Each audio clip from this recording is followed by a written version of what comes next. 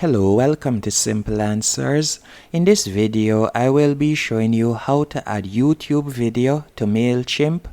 The first thing you want to do once in your Mailchimp dashboard, you are going to come over to campaigns and you can select email templates from the left hand column.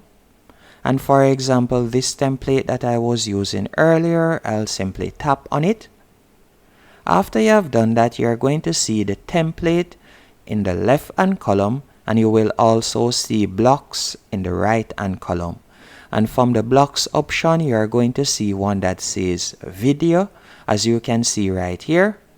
And you are going to simply go on your email template and you are going to find the position that you would like to add the video block, and you are going to select video and you are going to drag and drop it there. So drop block here. After you have dropped the block, you are going to tap on the pencil icon, as you can see right here. Once you have selected the pencil icon, you are going to see video URL, and you are going to copy the YouTube video link that you would like to place on your Mailchimp. So you are going to copy the video URL, then paste it right here, as you can see there. Then after you have done that, you'll simply tap on save and close.